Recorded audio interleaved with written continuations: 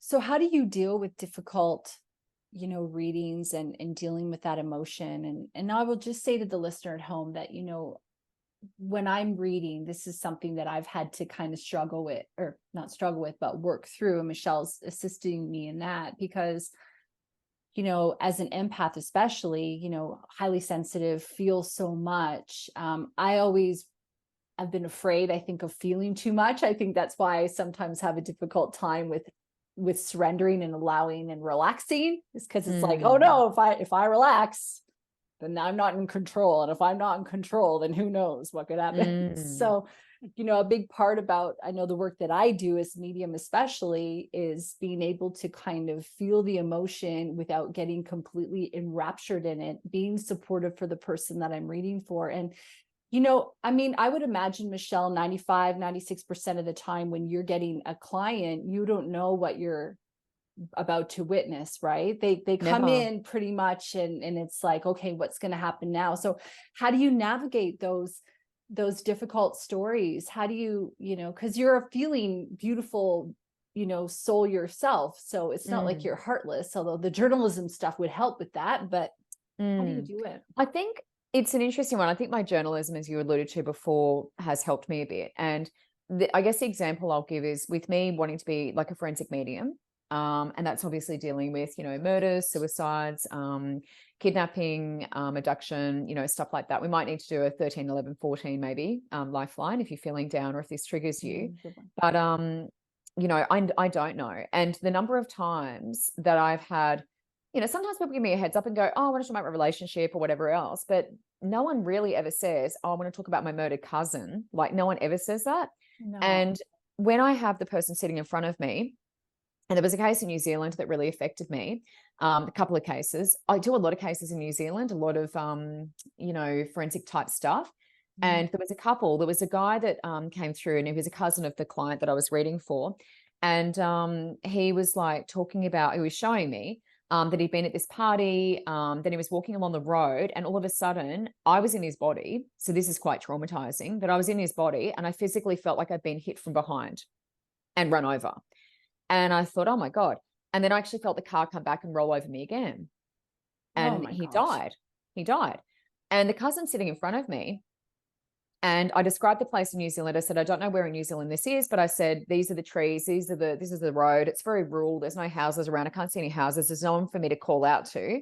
And I felt like the people were known. I'm actually getting feedback about this as I'm talking about it. The people were known, but no one had been charged. And she said, that's correct. So this is the kind of stuff that I love, as a journalist to get into, because that's a natural thing for me. And I don't feel like every medium is natural in that, where I like put two and two together. I'm like, what is this? Who is this? Do we know them? La, la, la.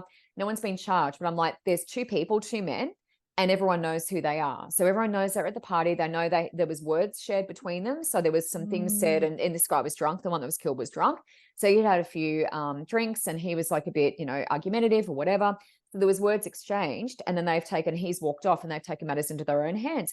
The local community knows who they are, but they've never been charged. And that was really frustrating for me, as a medium. And this guy is sitting here going, I've got no justice. There's no justice here. So that really affected me. But being in someone's body when they're run over by a car, I don't recommend it, Lauren. It is not fun. Even in that motorbike accident where I hit the side of that truck, I physically feel that in my body. I physically feel the jolt of that and the impact of that. And it's not fun. I've had some, I've been through some horrific things. And, I know that it probably sounds, to the listener at home, oh my God, this is so depressing. But someone's got to feel this. This soul went through this traumatic episode and incident. One of the worst ones, honestly, it's validation, isn't it, for that soul? Yeah. It's validation. Correct, that I can feel that and I know what they went through. Yeah. One of the most distraught, I think that, not even me. I don't know that I was that upset about this, but it was a really difficult situation for the guy that I was reading for, another male that I read for. His best friend came through, and it was quite amusing, actually. A lot of it was quite amusing because this poor guy hadn't made his best friend, who was in spirit, hadn't made him his best man. And he wanted to know why he wasn't the best man. He's come into me and he's going, why isn't I best man? Rah, rah, rah. And he was still annoyed about it. And the guy was like, oh God, he's like, how embarrassing. He's like, oh, I had a real family thing going on. And it was like, oh, you got to have this person, his best man, and rah-de-rah. And he's like, basically, my family didn't give me a choice. And his best friend was still annoyed about it. So he brought that up. But the way that he passed was his head fell into a propeller. So he was actually on the back of a boat. He fell off the edge of the boat. I don't know if there was drinking involved. I'm not sure. He fell off the back of the boat and his head hit the propeller and he was killed. And all of his friends, including the best friend I was reading for, were on the boat when it happened. So he died in front of them. Now, these are the things that how on earth, as a human being, you process that, I don't know. But, for me as a medium, and I want the listener to understand this, is I don't feel all of that. I was aware that I fell off the back of the boat. I saw the boat, I saw the water, the whole thing. I fell off the back and then everything just stopped. So what I want people to understand, this is a message I communicate, is that your best friend didn't suffer. I want you to understand that, okay? Because a lot of these terrible situations, I've had people fall off buildings and die, okay? Same sort of thing. But they don't feel the impact. They don't feel the pain from that. It's like the soul, as we said before, steps out before. And that's the same as a motorbike accident guy as well. So, that was a really great thing for me to communicate to him, because he didn't want to think that this friend had gone through all this, agony and pain and all this stuff. It was too much for the body to comprehend. So when I go through the passing of the soul, which I go through pretty much on a daily basis, they take me there. When I go through the passing, I feel what they felt and I go through it like it's me going through the transition. So with that guy, stepped out. As soon as he hit the propeller, it's like I wasn't even aware of it. I think that, it's probably intense for some people to hear you explain that you can feel that stuff. And I mean, and I will just say that, a lot of people who listen to this have been around for a while on the show, so they're probably clear, but that would be an ability called clairsentience, is for Michelle to be able to feel that. Physical. And I remember when Michelle was teaching me, because I'm also clairsentient, to feel that stuff as a way of bringing through that evidence, but also as a way of being able to connect and validate for that soul. I remember I was really afraid of that, and I really didn't want to go there. And, as I have opportunities. Sometimes I'm a little bit more like, okay, here we go. And other times it's like, I need to remind myself it's fine. But one of the things that you taught me that was really valuable for me was that when we acknowledge that as a medium, it passes. Yeah. Just as soon as it comes, really. Yeah. True. Yeah. And that's how you've got it, because it's a bit confusing sometimes. I mean, I have, today I had family members. I was reading for a guy, but his sister was quite unwell. She's wheelchair bound and a few things. So, and he had family over here who, passed from various things. And so sometimes it's confusing, and I'm like, okay, so I've got this. I think that might relate to the grandfather maybe. And then I've got this, but I feel like I'm coming to you with that. And then the sister, I was getting very cold legs and feeling like it was freezing down there. And I just felt like I wasn't moving around very much. And he indicated she was in a wheelchair. And I was like, okay. So it's like, once I get it for that person, the right person, then it passes. But if I'm sitting there going, oh, does the cold legs apply to you? Does the cold legs apply to you? So on and so forth. It'll keep going until I get the right thing. So it can be a little bit hit and miss. And look, honestly, because I don't think I explained this, but the reason that I don't overly ask them to come in visually for me is that, and some of them do, some of them run in the room and they're like, hey, here I am. And I'm like, oh, fabulous. But it requires a fair bit of energy for us to see someone head to toe, like an apparition. It takes a fair bit of energy for them to manifest that and for me to be able to see that and get all the details. Some of them will come in and they will do it, like physically, no problem. But a majority, because I've got, sometimes 4 or 5 people for one person, in spirit. And it's like, imagine trying to like see them all, recognize them, all of that. So for me, the physical just makes sense using the clairsentient ability, because I can go, oh, okay, that was a bowel cancer person. That was your grandfather. Great. So grandmother was a breast cancer. Great. So I've got her. So then as soon as I feel that particular physical symptom, that's the way my memory works better, is I remember the physical symptom and that's that person communicating with me. So I don't need to see them, although some of them will come in and they're very visual for me as well. Yeah, it's funny. And then for me, it's a big part about I see them visually, and then it's like I kind of can get the information like they're talking to me like a real person. And one of the things that I want to improve in is my clairsentience, which I know I can do.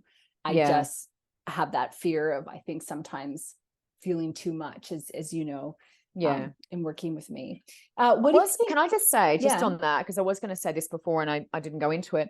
When you say that, and I think that this is taking me back to what we were talking about yesterday as well, you and I, is that, you know, I really make a point of not feeling like we're any different from anyone else. So that's the real like interconnectedness of everybody. Yes. Since teaching Reiki and practicing Reiki as much as I do, there's this real understanding of we're all so connected. We're all souls. You know, we might have a physical body and that's great, but ultimately we're all souls. So whenever someone comes in and sits in front of me and they look a bit angry or whatever's happening or whatever, I'm just looking at them just going, I just love you.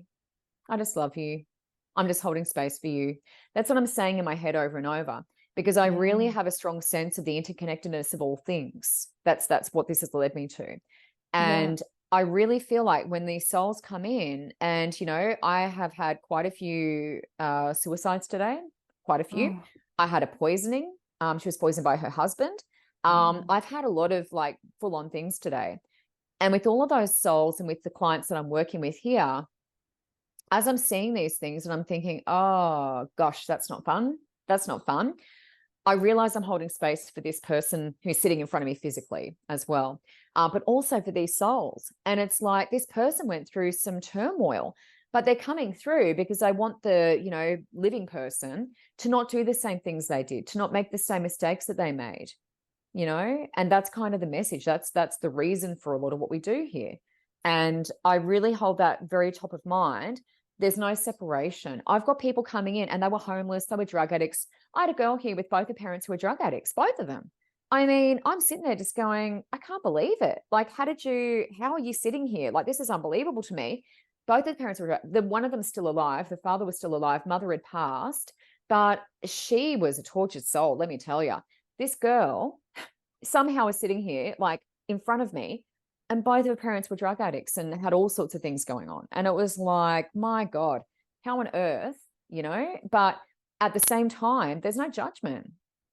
There's absolutely no judgment. When I'm looking at their soul, I can see what's going on. I can see their past. I can see where they come from. I can see the parents and everything else. Everyone's acting with the knowledge and wisdom they have at the time. And this is something I say pretty much on a daily basis. With that girl, she wasn't resentful of her mother.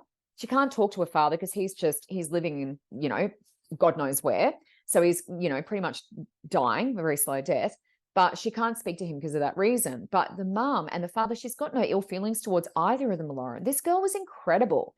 And I was just sitting there going, wow, like if I need to teach someone about forgiveness, like you're the epitome of that, honest to God, because she just had no resentment at all. She was like, love mum, you know, she did the best she could. And this is what I say to everybody.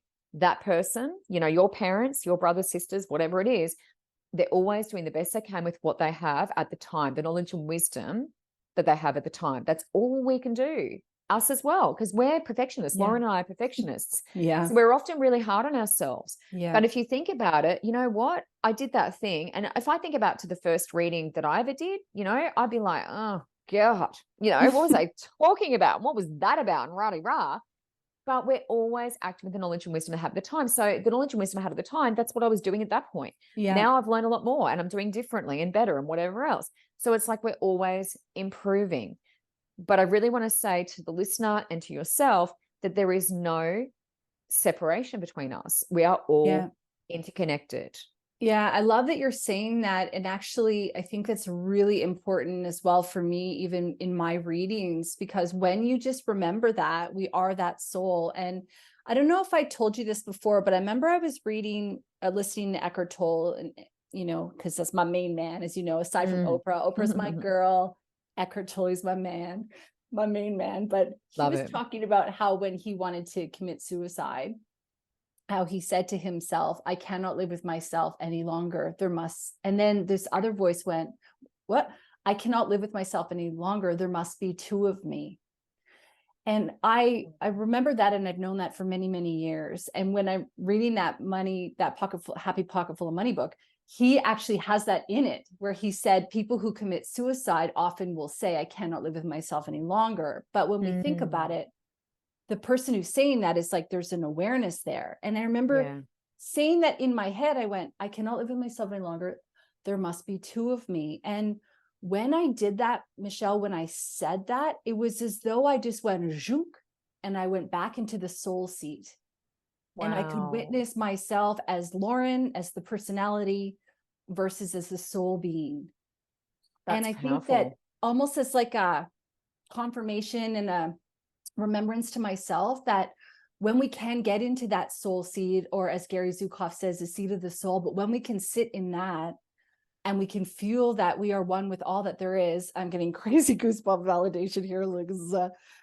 That's where you're right. That's where those boundaries, those separations, those labels, those judgments, the skin, separating us from spirit. That's when that all can almost dissolve away. And, it's funny when you're talking, I remember I posted, I think it's when you and I were going live once, I posted on a local group here and I said, we're doing Zoom, like reading or Facebook readings, blah, blah, blah. And this woman wrote on there, she goes, I call BS, no one can read over over Facebook and blah, blah, blah. And I mean, that comment aside, but it's because it's all energy. And that's why, and you and I are sitting across, the country from each other. I mean, we're not that far, but we can feel each other's energy. Absolutely. We can feel each other's heart in that, and it's because there is no separation. And we've just created as humans the separation in time and space and all that. Because how many times do we think of each other and we ring or SMS each other? I mean, everyone has that. Everyone has examples of that. 100%. Think about I said something about you yesterday. You text me within 10 seconds. It happens all the time, And so that shows, because I didn't know about Zoom either. I mean, when I started doing this full time, I was like, Zoom, what? What's Zoom? Getting into this has been such an eye opener, because I'm just like, wow, I didn't know how it was going to work. I'm like, everyone's face to face. What do you mean Zoom? And doing online readings, honestly, I mean, they're the same, if not better, than being face to face. I love face to face, but Zoom is really great as well. What do you think happens when we die? Well, it's interesting. This is a really, it's an interesting topic. I was thinking in the back of my mind about my hypnotherapy session before you asked that question. And I had a session with a quantum hypnotherapist. And what I was going to ask you or say to you is that not so much about, I guess, dying, but hypnotherapy, when I did this session, it was so deep for me. And I have had clinical hypnotherapy before and it hasn't taken me here.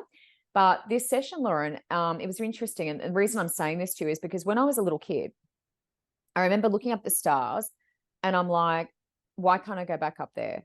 I don't like it down here. Yeah. I don't like it.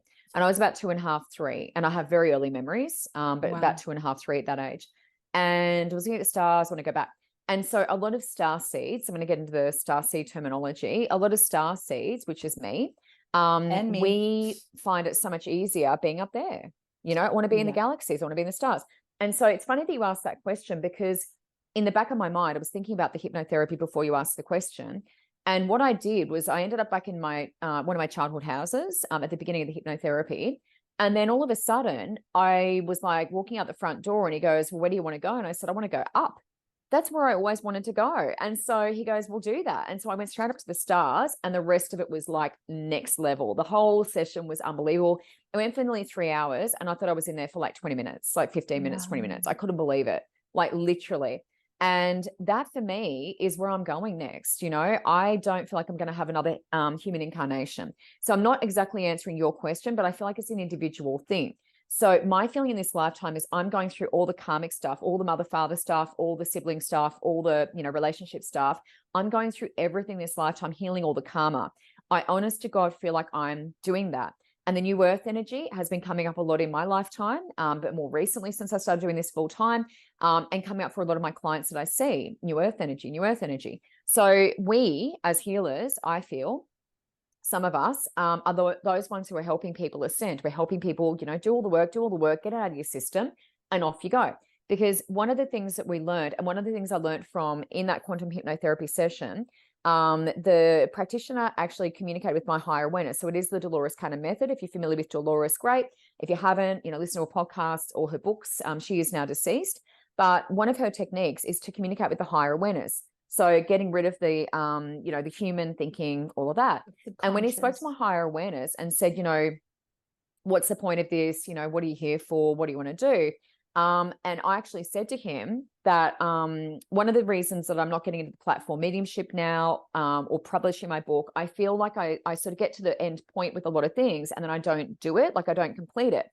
And he said, why does Michelle do that? Not complete these things. Oh, And my answer was that if I do all those things, if I tick all those boxes off, because I'm doing all the karmic work, then you're if going I to tick all those die. boxes off, well, not so much I'm going to die, like I don't feel die immediately, but more so that I know for sure that I'm not going to come back. So there's a little bit of the human in me where I'm like, gosh, I'd really love to do it again. Maybe I could go and be a different person, do a doctor's degree, whatever. But I know that if I do this work, if I do all the work that I'm doing and I'm supposed to do, I'm not coming back. That's like locking it in. It's like a guarantee that I'm not going to come back. You know what I mean? So there's a little bit of fear there for me. And that was a higher awareness. That wasn't me talking. That's my heart. I was like, how interesting. Wow. How interesting. Isn't it amazing? So I highly recommend, because I have done clinical, as I said, I highly recommend quantum hypnotherapy and healing. So it's QHHP, I think. And it's, just incredible. Like it literally changed my life. And I've never been that deep before. I've never been given the freedom before either, Lauren, with hypnotherapy. And I think that makes a difference for light workers, because if I'm just doing clinical, I feel like I'm just doing my job. I'm just doing mediumship. It's at that level. Yeah. Whereas the quantum hypnotherapy takes you into the higher, straight up here.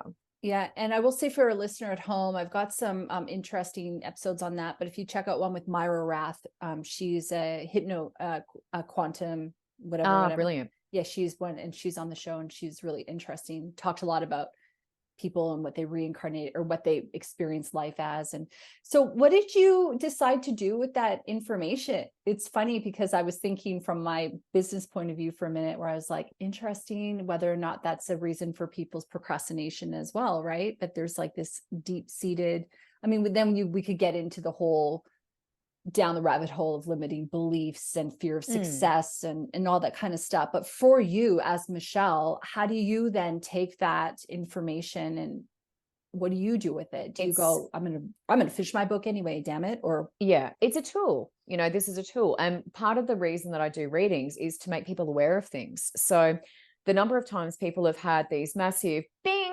realizations, and then they've gone out and they've completely changed their lives. So that happens a lot when I teach Reiki. People go out and they quit their jobs, they change their lives, they do completely different things to what they were doing before. It's all about the awareness. And for me, I was listening to that and going, oh my God, I didn't realize that's why I was doing that. There's fear there. So for me, that's a tool. For me, that's putting the awareness there and going, you know what? I have to go and do this book. I have to do all these things because I have to leave my legacy. Spirit wants me to put these things out there. I've got to leave my legacy because I'm not coming back as a human again. There will be humans. It's not, I'm not the only one that's ascending, but there are a lot of us light workers who are ascending. I don't plan on coming People back. are getting healthier. I'm not saying I don't have work to do yet, but I'm not coming back. I've always known. So heal all the karma. And that's what I'm trying to do. So before I pass, I'm trying to work with, people elderly. I've had 90-year-olds on my table. I've got elderly people all booking in with me now, for readings and connections. And it's like, it's not just about me working with the kids. I love working with the kids, but the elderly, I want to help them, let's process this, let's process that, la, la, la. So they can have a beautiful transition and go on and do whatever they need to do next. But I've had, some beautiful grandparents in here where they're like, I don't know that I'm going to come back again. I'm just going to look after my grandkids and my great grandkids and, stick with family, for the time being. And I think that's really beautiful. So, it's a hard question for me to answer definitively, Lauren, because for me, I'm not coming back as a human. I know that. But I will be back in some capacity. So I feel like whether I'm back as, maybe a guide, because I'm a big teacher in this lifetime, whether I come back as, a guide or something like that, potentially, but I'm just not coming back as a human again. And I know that. Well, it's so fascinating. We're pretty much out of time today. There's so many things that we didn't get into that I wanted to ask you about, such as, whether or not you find you have themes in the readings that you do. So we'll definitely have to have a part 2, unless you wanted to comment on that. But I would like to hear whether or not there's anything I didn't ask you that you felt a call to speak on. And also, for people out there who are doing it tough, who are perfectionists like us, who are hard on themselves, who are, I find sometimes, especially I connect with the Starseed thing in a big, big, big way, that, it can be hard sometimes to be human here when you feel different and there's all this stuff. And then we kind of get stuck in our human ways. And, Yeah, just any thoughts on that you wanted to share with the listener at home that you feel called to share on? One thing I want to say, and what's in the back of my mind, is that I want the listener at home and ourselves to really think about defensiveness. And the reason I'm saying that is because that hypnotherapist that I was just talking about, we had a long conversation around some of his clients. And he said, sometimes, Michelle, I say things to people and they're really resistant. So I'm saying to them, I think this, or I feel that, or whatever the case may be, or maybe we could work on this thing. And quite often certain people, if they're very triggered by what you're saying or whatever the case may be, they're like, no, absolutely not, absolutely not, absolutely not, absolutely not. And he was saying to me, after a session like that where they're really defensive, and this is actually in the hypnotherapy session too. So sometimes he puts them under and that defensiveness comes through that. And, they're being really defensive. And then he gets out of that session and he's exhausted. So what I wanted to say, what was in the back of my mind to say, is I want you to think about the defensiveness being the ego. So with what Lauren said before about, people who, sometimes say unkind things to us, whether it's on a Facebook Live or on a podcast or, that's ridiculous or whatever, that sort of stuff. And it's like, if we're defensive, we're getting into the ego.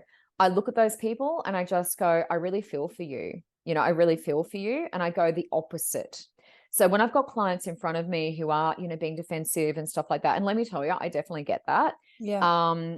I try to work around that a little bit. So not addressing it directly, but sometimes I'll be like, you know what, just take a deep breath. You're going to be okay. Just take a deep breath and let's do a reset.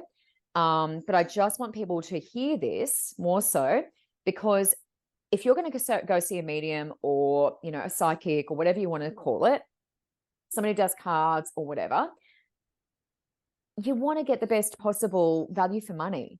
And if you're going to go into a situation like this and be really defensive, be really shut off, be really whatever, you're probably not going to get everything that you need.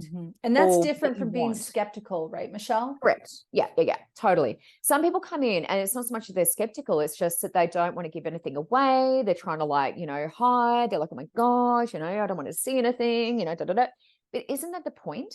Isn't that the point? Yeah. And my readings are very much, teamwork. So 100%. The people who are defensive, great. Thank you for saying that. Yeah. Yeah. But let me tell you, the number of people I've said to them, because I tell you, today was an insane example of this, where I was thinking with the poisoning one, I was thinking arsenic and she says arsenic. And in my mind, I'm going, is that why I was in the attic where there was arsenic poisoning? And I was trying to think of it and I'm going, geez, that's really old. I don't even know if there's arsenic around anymore. And then she said it and I went, whoa. And then something else happened and I said something that she'd been thinking. And then it just kept going back and forth, back and forth, back and forth. And this is a lady that I hugged before she left. And it was just amazing. And she was like, I didn't realize I could do that. And I said, when you're in this area, when you're in this sort of, this vibration, and you've got your loved ones all over here giving us information, we're all connected, love. So it's like they can drop things into your head. They can drop things into my head. And this isn't me sitting here going, oh, I'm this amazing medium, blah, blah, I'm doing all this amazing stuff. You're just a conduit. Exactly. And they're communicating with her and me. So she loved that. She was just like, I had no idea that was possible. I had no idea I could do that. And she walked out the door so much happier and so much lighter, Lauren. And that is a gift. And that is something that I really pride myself on, is showing people anyone can do this. You don't need a medium sitting in front of you. Yeah. And I love that you're saying that, because I know in my experiences when I've had those readings, which are just like on fire, it's because the other person is here for it. Yeah. They're open to it. They're ready. They're giving me all the love that they can. And the results speak for themselves. And then you get other people who, I don't know, I'm sure you've had everything that I've ever, you have other people who almost, I don't know if this happens, you say something and then they try to make the story around it or create, and you're like, no, this is actually just what it is. It's yes or no. It's yes or no. If someone's going, maybe, I'm like, nah, that's not it. That's not it. It's something different. Yeah, for sure. Yeah. How do you think people should choose a medium or a psychic, and how important is discernment when they do go and when they get that information? Yeah. That's such a good question, Lauren. I tell you, if I had a penny, Lauren, for the number of times people have come to me and gone, Oh, like one lady, for example, I told you about this lady. One lady, for example, was like, I've had, 3 terrible, readings of these terrible people, and they were terrible, and it was awful, and it was terrible. And she's like, hopefully you're better. And I'm thinking, God almighty, like, here we go. This is not a great starting point. Anyway, I'm like, spirit, wipe my mind, wipe my memory. I didn't want to remember that. I didn't want to think about that, because when she comes in, I'm going to be hella nervous. So I was just like, okay, wipe it, wipe it, wipe it. And I forgot about it. And then she rocks up, and she was dressed quite, nicely. She had these bright colors on, she had these bright earrings. And I was like high as a kite. I had this best reading ever. We're like hugging, crying, the whole thing, the previous client I had. I walked out, and this lady's standing in the driveway, and I went, oh my God, look at you. You're so beautiful. Your ears and earrings and la, la, la. And you're so pretty and la, la, la. And she's glaring at me. And I'm going, God. Oh, it's a bit weird. Anyway, come in, la, la, la, here I am, all of this. And I drag her in. And she was just so resistant. And slowly and surely your vibration is sinking. Yeah. They don't know that, but you're like sinking. We have to try to bring everything up here. So when you've got a young, vibrant kid coming in, or, guy, girl, whatever, then you're like, yeah, we're going to have the best time ever. Both of our energy combining. This is awesome. This lady was like, she sucked everything out of everything. Right. Yeah. And I'm sitting there and I'm just going, oh my God. And honest to God, Lauren, like I had a really great reading before her. Like we were like, it was all happening. Everything's happening. Rah, rah. And she's sitting there and I'm sitting there going, like there wasn't a lot coming through for me.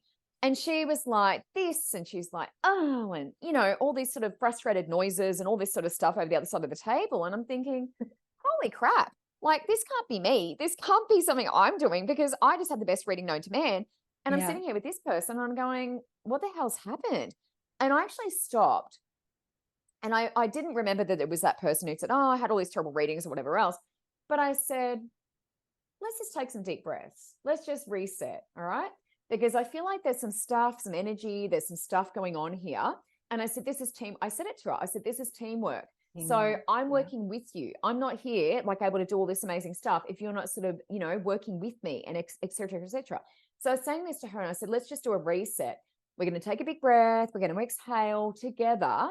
And then I did that. And then she said something to me. And I can't remember to this day what she said. She said something to me, and she'd been really like quite rude, I will say, before that. But she said something to me and I went, holy crap. Boom, everything just opened up, and it was like everything was happening like really fast. And she was sitting there going, holy crap. And I'm like, yeah.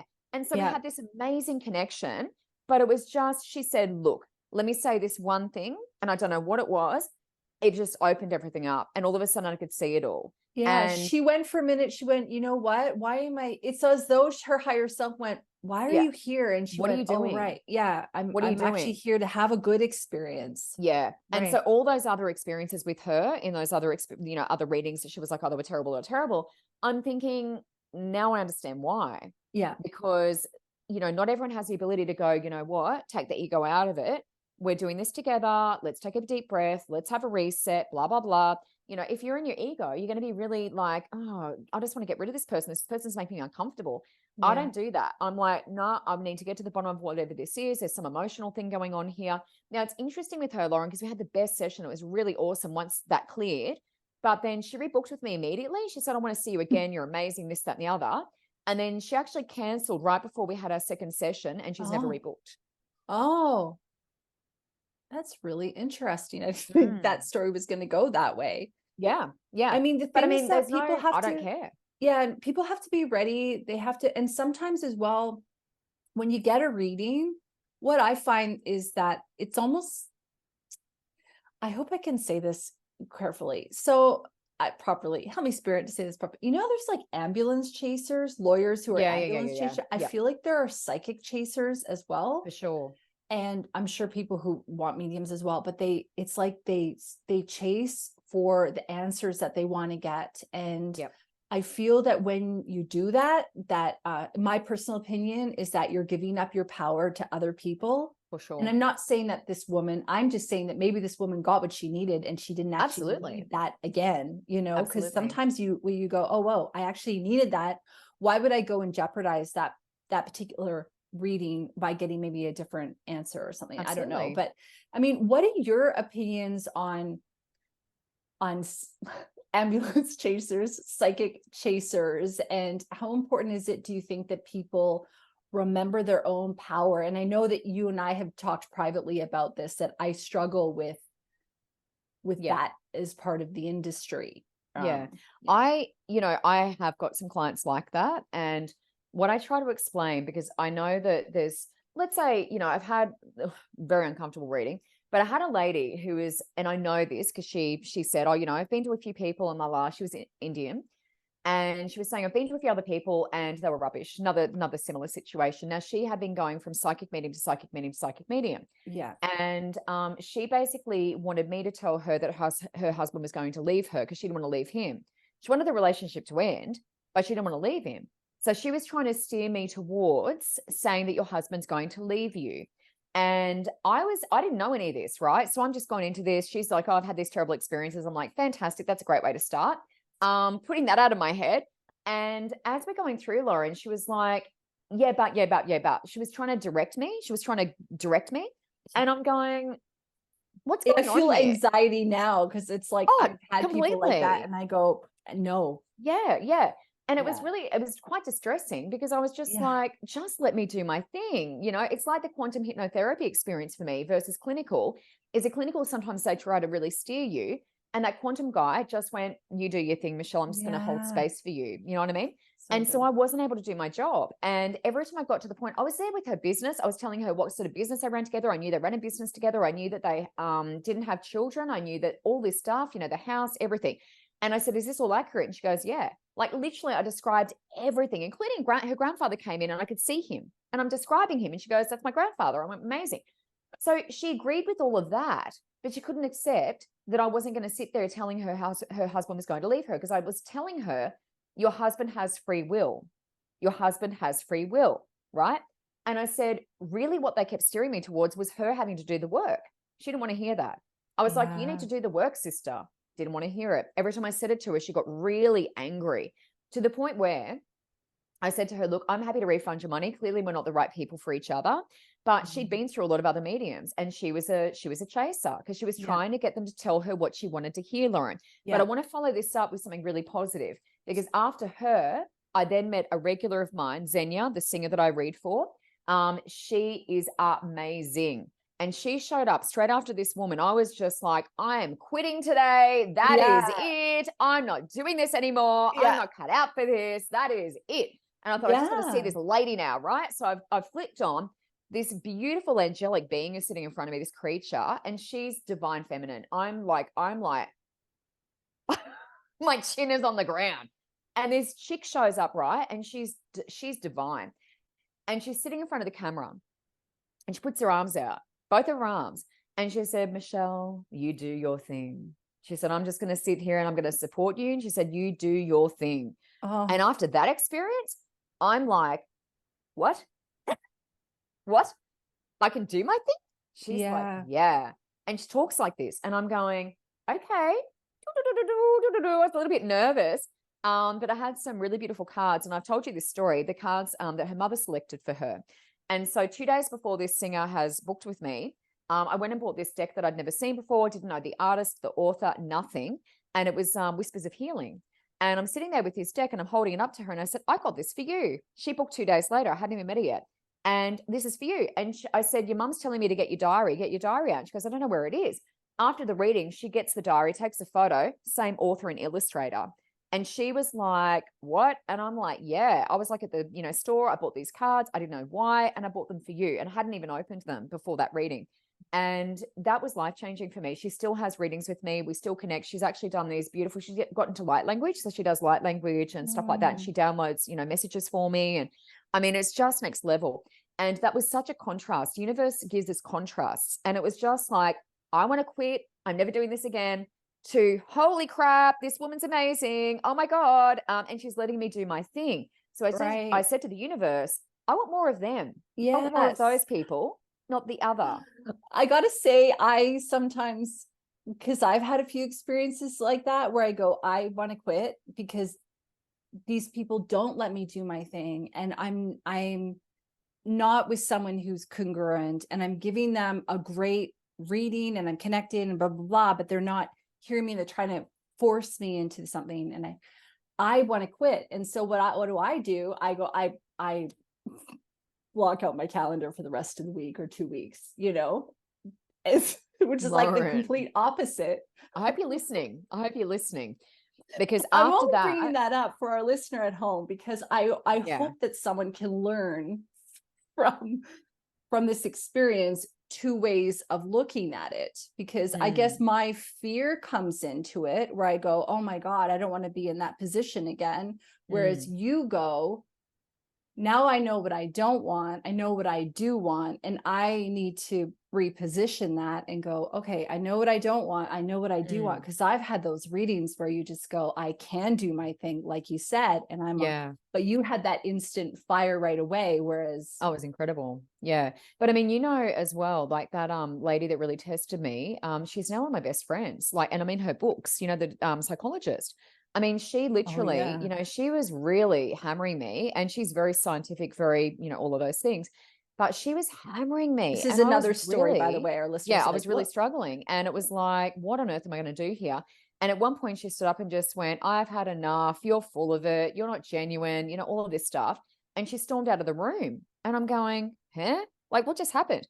Anyway, I offered her a free reading. I couldn't believe it. I thought, I've lost my mind. I have gone insane. I've offered this crazy lady a free reading. Yeah. And I was like, come back on a weekend. Da, da, da. And before she came, I wrote down all this stuff. I downloaded all this information. I call it automatic writing. Lauren's probably talked about it in the podcast before.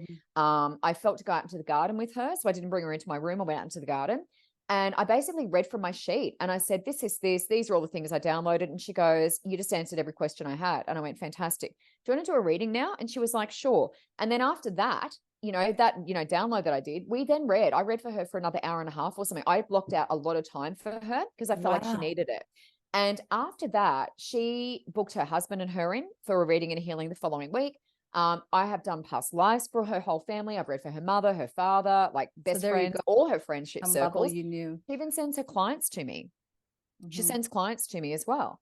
If there's children who are going through some sort of spiritual, thing, she'll send clients to me. So it's like, this changed my life. She then interviewed me and put me in her book, both of her books, and about the past life sessions that I did with her. And my husband thought I was insane. He was like, why are you doing a reading for this terrible person? And, she talks about it. She actually talks about it to her friends and goes, oh, this is a lady that I went to and la, la, la, and I cracked the shits and whatever else. And she's like, Michelle is genuine. And that was, when you said discernment before, Michelle is genuine. And she said, I know that because she didn't bring the ego into it. She could have just, gone, oh, get out of my house, whatever. She invited me back, and she said, that's how I knew you were genuine in what you do.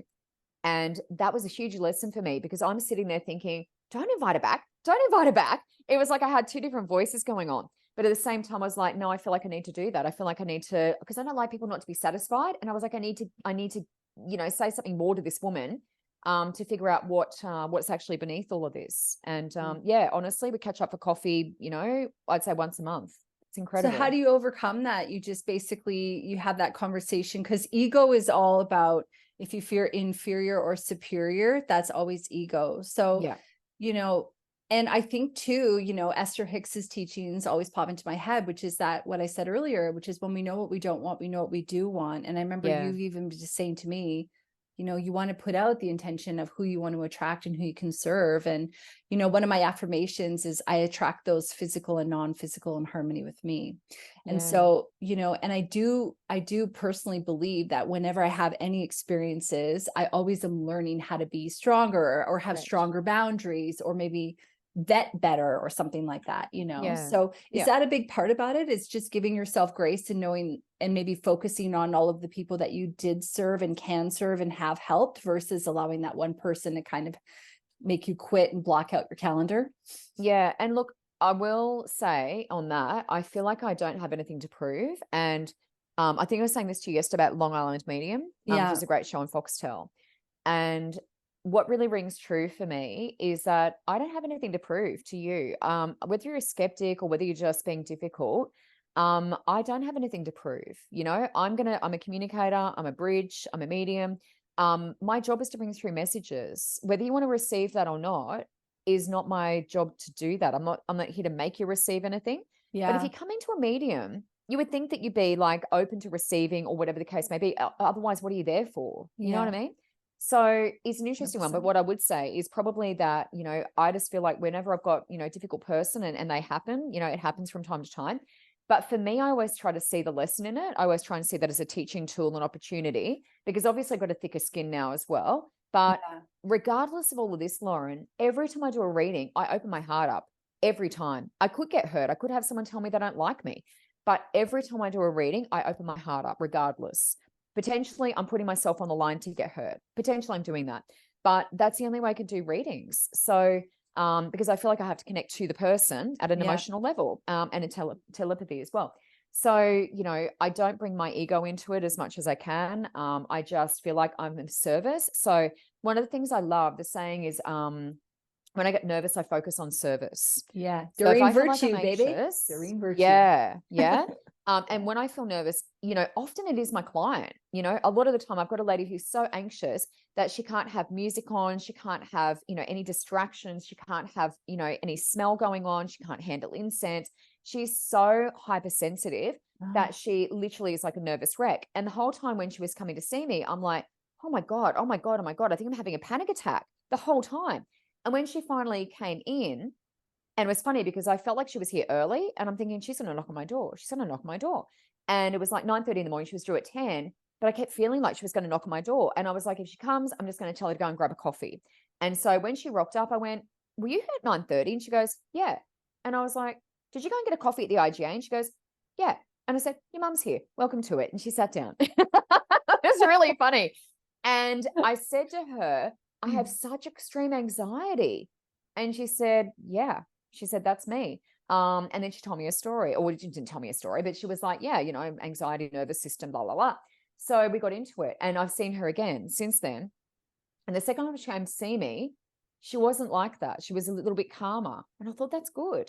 The first time it was like, because she didn't know me. She was like terrified. Yeah. The second time she was a bit calmer. And I thought, this is good now that she knows me. And it was actually very emotional. So, I feel like as long as we understand that everyone's different, they've all got their own stuff. Some people might not handle that because let me tell you, I had to make a lot of changes. I'm very much, this is my, incense burning. This is my diffuser. This is my whatever, the music. Yeah. I couldn't have any of that on because it was driving her insane. So even the washing machine, was finishing its cycle, couldn't handle that. I had to shut the doors. I'm like, oh my God, I can't stop the washing machine. It was like everything was aggravating her. So we have to be flexible. My feeling is we have to be flexible because everyone's individual in this game, all of our clients. Yeah. Well, I love you and I want to thank you for being here. And I'm going to split this into two shows because I knew it. I knew it in my head. I'm like, she's splitting this. I figured you haven't said you had to go, so I'm going to just keep going because I could ask you time 1,000 questions. I could really just talk to you forever. I mean, maybe if you want, I can ask you just a couple more before we wrap here. Yeah. If someone's sitting at home and they're thinking that they want to get involved in learning how to be a medium, or maybe they do feel as well that they have an ability to touch people and heal them, obviously with their permission, how would they get started? I mean, how would you sort of recommend that? Is it about finding people on socials and seeing how they connect with you? I know a lot of people who I read for, they see me online and then they go, oh, I just felt your energy and that was what made me decide. Is that how you think people should get started, or is it about going within? I always say find your tribe. One of my things is find your tribe, and whether that is like a spiritual group, like spiritual events directories where I come from, but whether there's some sort of spiritual group you're really drawn to, find your tribe, go to sound healings and stuff like that as well. Because, that's where you sort of start to, and I say sound healing because a lot of the time they're very visual. If you're going to a cacao ceremony or listening to singing bowls or gongs or whatever, it's like a lot of the time, if you have an ability with your mediumship or clairvoyance or whatever, those sorts of occasions, being with that kind of energy, people with the same intention and all of that stuff can really bring out your abilities. But beyond that, I would say, if you did want to develop it, find a mentor. And in terms of, finding a reader for you or whatever the case may be, and Lauren asked this question before, trust your gut. I always say to people, before you even choose me, because when people do come in and whinge and say, oh, I had these terrible readings and la-di-da, I'm like, well, that's great. And I said, I may not be the person for you either. Did you use your intuition when you were booking me? And they're often like, yeah, you were recommended, or I just really felt it, or whatever. And we have a great time. So I always say to people, regardless of whether it's what you're asking about, whether it's choosing your mentor, choosing someone who can teach me or whatever, you have to resonate with each other. You have to resonate with each other. It's like choosing a master. If you're going to learn Reiki, you want the master who really resonates with me. I've had so many people come to me from doing the masters with someone else and said it was horrendous. I hated it, da-da-da. And it's like, well, that's great. But did you have that intuitive thing saying, I shouldn't have probably gone with that person? And they're like, yeah, I did. Yeah. And we didn't listen. Yeah. That's my answer, is trust your gut. Yeah. But find your team, find your tribe, and also find a good mentor if you decide you want to develop it a bit further. Yeah. And I highly recommend working with Michelle too, as a mentor. And I recommend, if you're wanting to develop your mediumship and your psychic development, working with Michelle, definitely for that. So, yeah. Well, I want to thank you so much for being here. I just love talking to you. I can listen to you forever. And I know it's just we have such an ease. So it's just great. And I would love to put you on the spot, have you back on the show. Maybe we could talk about past lives, because we didn't get into that. And I know that's something that I can do, and it's something that you do on regular. And it's really powerful. And I know that Michelle's done some readings for me before. And actually like she was talking about earlier, they do ignite like this remembrance within yourself that's kind of buried within your soul. And I know I've actually done yoga before and completely downloaded a past life. I just watch it happen. And it's just been amazing. So sometimes when we do, because I'm not someone who goes to psychics or readers, but Michelle sometimes forces me into it when we're doing a session. It really does kind of ignite this light within ourselves that sometimes we do need to illuminate a little bit more than we do on our own. And choosing someone who can do that for you with grace and ease is really, really important. So how can people get in touch with you? And anything else you want to say? I'll put all your contact in the show notes, of course. Michelle and I sometimes do lives together, and Michelle also does lives as well on social every week on her own. So Michelle Price, the Lightworker, is my business name, and Lauren will put all the contact info in there. But I'm open 6 days a week. Sometimes I'm booked on Saturdays because I'm doing other things, but 6 days a week is what I work. I work Saturdays just so people can, not worry about their work life, because some people can't get out, early. So I make myself as accessible as I can for people. Well, thank you for being here. And I look forward to our next conversation on past lives, which will be who knows when. Can't wait. Thanks, Lauren.